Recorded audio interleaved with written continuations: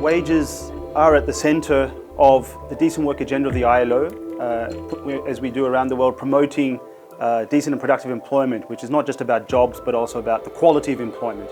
And when we talk about the quality of employment, wages are absolutely essential. Wages are essential for workers and their families in terms of reducing poverty.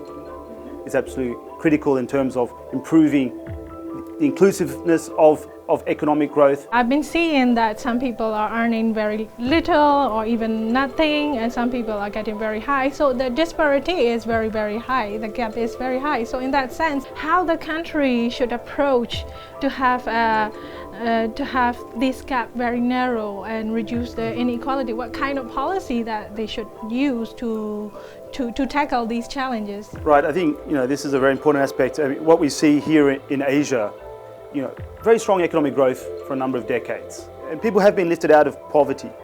However, the biggest challenge is inequality. The fact that not everyone, and particularly those at the bottom, are not benefiting from growth in the same way.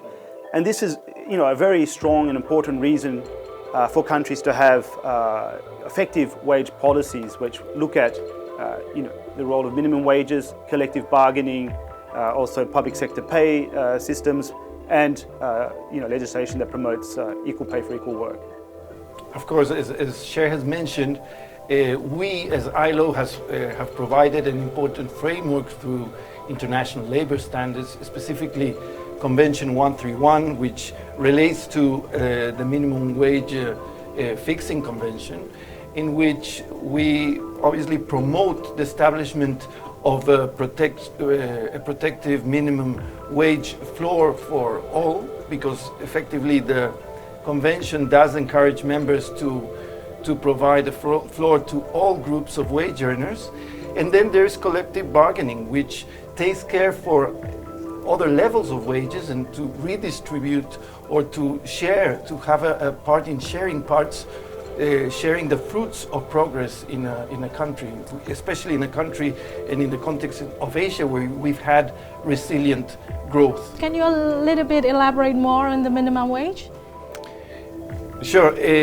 I think it is important to take in consideration that most systems that have a proper minimum wage system in place should consider 5 important elements, which is basically addressing the right scope of coverage, meaning to what extent are we covering all groups of wage earners, also understanding what is the criteria to set a minimum wage. And here is one important factor that we try to address, that there has to be an important balance between the needs of the workers and the families and the economic factors to meet this adequate level of minimum wage. And of course is how we adjust the minimum wage in a regular basis, and finally how to enforce and implement all the provisions within a minimum wage that you may have in the legislation of a country. So how the country should set the minimum wage to be a balance between these two? This balance is absolutely critical because minimum wages can be a very effective policy tool to support the poorest workers and their families in terms of lifting them out of poverty and trying to reduce inequalities. And we have an established process, and countries are following different approaches to identify those basic needs of workers and their families.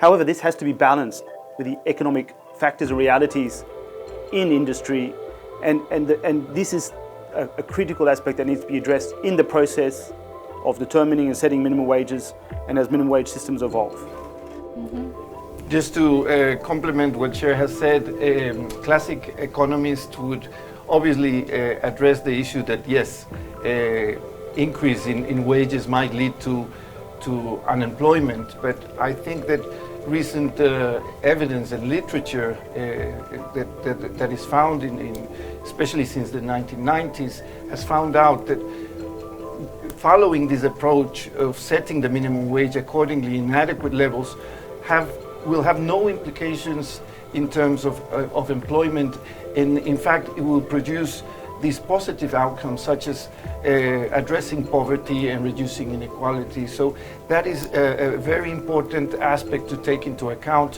when setting the minimum wages. And addressing that there has to be an environment obviously created for sustainable enterprise to exist. If we obviously raise the minimum wage to high levels, we are likely to have unemployment. When countries tend to set minimum wages too high, the compliance becomes very poor. So workers lose out. So it's in the interest of workers to have it set at the right level, and obviously in the interest of employers to have it at the right level, which is economically sustainable for them and the sector and the country as a whole. Yeah, you mentioned about the evidence. How can we collect the information? Because it is really the importance to set the minimum wage. So I think this process of monitoring has to be done, of course, in countries in the context maybe of South Asia, especially in South and Southeast Asia. We have to start gathering the information adequately. I think this has been done progressively. You have labor force surveys, you have household surveys, you have establishment surveys, where you are able to capture much of this information and monitor permanently, so that you see that the objectives and the collateral effects are in place. Yeah, so there are indeed many sources of data, even in countries which appear to have fewer possibilities. Indeed, like Myanmar, there has been a labour force survey, and this provides a very important insight into the nature of the labour market, the unemployment, but also more importantly in a context like Myanmar, the composition of employment, wages, etc. Labour force survey is a gold standard in terms of the quality of the data. However, beyond that, there are many other sources, and indeed here it's also important to stress the role, of course, of the social partners, the employers themselves and the workers and their representatives, to be part of that monitoring process, to highlight when things are working, when they're not, what are the challenges. So there are different components. If you look at the cycle of fixing a minimum wage, monitoring its implementation, and then the adjusting that takes place periodically, etc. Could you tell us how the dialogue happens in these different levels, and how the trade unions work, and what are their role in this kind of dialogue process to have a better wage policy? Well, that's right. I mean, the labour market's evolving, the economy is evolving, experiencing ups and downs, etc. And so it's absolutely critical that both social partners, the employers and workers, have a fundamental role to play in the process of setting and adjusting minimum wages. So trade unions have this role they need to play nationally when minimum wage policy is being designed, being adjusted, being revised, reformed, but also then at the sectoral level, and the discussions that happen in some countries where these may be set at that level, but also then ultimately at the enterprise level in terms of the implementation and adjustment to the changes at the policy level. I totally agree. I think, the process of consultation, as it indicates in Convention 131, is essential to arrive at an adequate level. I mean, only the actors themselves can determine what are the concerns within the labor market and how to address them. And I would just like to mention the Malaysian example, in which they have set a formula to arrive at the minimum wage. So it's a very innovative practice to have a formula like Malaysia, Brazil has one too.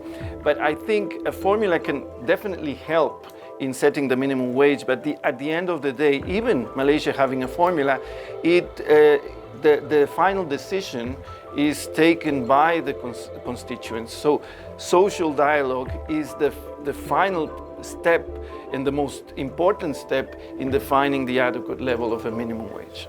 So trade unions also need to invest in the analysis of the needs of workers and their families. This relies on data, relies on surveys, their own consultations as well. That's absolutely critical, because ultimately, as one well-known trade unionist in Australia who became a politician, he said, for social dialogue to happen well and effectively, all sides, but he was speaking from the trade union side, need to be as well prepared as possible with the economic evidence, the analysis of the labour market, etc., to be able to sit at the table and negotiate well and effectively in the interest of the country.